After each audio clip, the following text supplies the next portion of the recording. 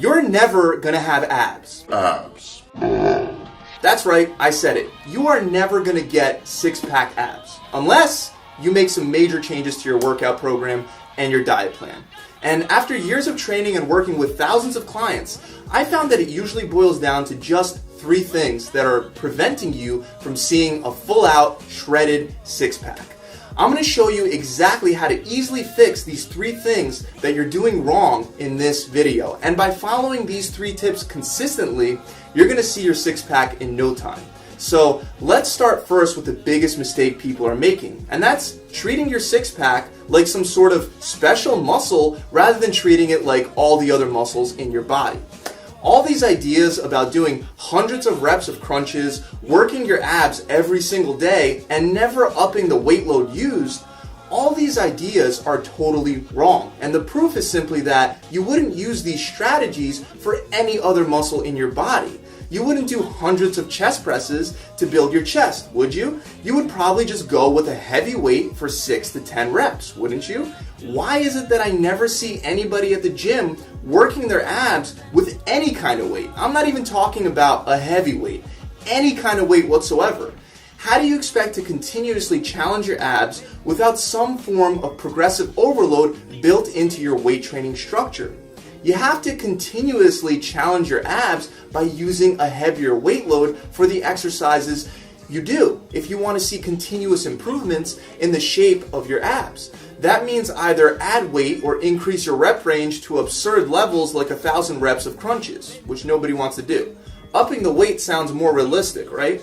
Great ways to add weight to your ab exercises include putting a weight behind your head or holding a weight straight up towards the ceiling for your crunches and for your sit-up movements, and holding a weight between your feet for all your leg raising and knee tucking movements. Now, a lot of people make the same mistake by hitting their abs every single day. You don't hit your biceps every single day, or your legs, or your back for that matter.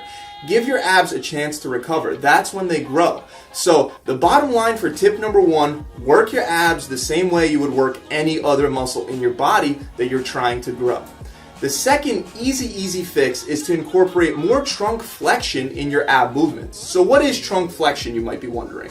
Well, essentially it's bending around your torso and your stomach area. So a lot of people are doing their crunches and leg raises totally wrong, to the point where instead of working their abs, they're working their hip flexors and their neck. And you may be making the same mistakes too, because it's the very fine details in the ab exercises that make them effective or useless. Some common training cues that you might have heard before are to keep your core tight, pull your belly button inward, and squeeze your abs during all your abdominal exercises. These cues help increase the chances of torso flexion rather than hip flexion or neck flexion. But I got some even better cues that can completely change the game for your ab workouts. For all your crunching movements, make sure that your hands are just touching the sides of your head. And for every rep, be sure that your shoulder blades are coming off the ground. That's the main tip. Make sure that your shoulder blades are coming off the ground for all your crunching and sit-up movements. For leg raises, knee tucks, and pikes, you want to really make sure that you try to curl your hips, knees, and feet into your chest. Again, this creates that crunching motion that we need in the torso in order to actually work our abs. Just raising your legs up and down without engaging your core creates a crunch in the hips rather than the torso, which means that you're just going to be working your hip flexors primarily, and if you're lucky, your abs will be involved as a secondary muscle. Obviously, you want your abs to be the primary muscle worked, so make sure that you're curling your hips into your chest. That's literally the best way I could think of describing it. Last but not least, I got the third easy fix for you, and it's a mistake you're making with your diet plan.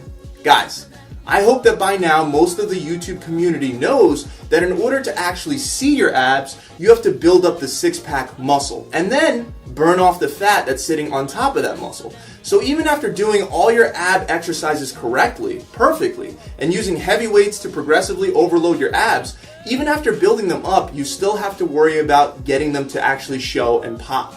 And if you have a layer of fat left over on top of your abs, you can do all the crunches you want and you'll get nowhere because there's no way to target fat burn and burn fat just from the stomach area. The only way to burn the fat is by lowering your overall body fat percentage by losing pounds of fat from your whole body. So fat loss will happen across your whole body and the fat will come off as one unit.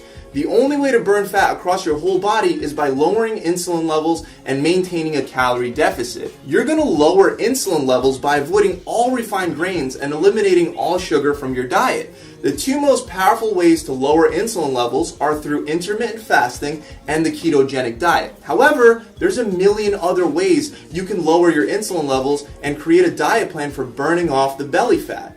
Besides keeping refined and simple carbohydrates to a minimum, you're also going to want to maintain a calorie deficit.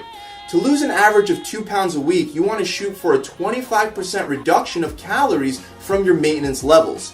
You can go as high as 40 to 45% of a reduction with a more aggressive fat loss diet plan, but a higher deficit makes it harder to stick to the plan for the long haul. So with a deficit higher than 25%, you only want to plan on doing that for a short term, like 4 to 6 weeks. But regardless of which deficit amount you choose, you want to make sure that your macros are correct too, because not all calories are created equally. Even though I can have you whip out a calculator and I can teach you the exact formula to calculate your macros, it would be a lot easier if you just visited my website, gravitytransformation.com, where I already have a done for you super accurate macro and calorie calculator. And the cool thing is, it's free. It'll just ask you to enter in your stats, and then it'll give you the exact macros you need to burn enough fat to see your six-pack.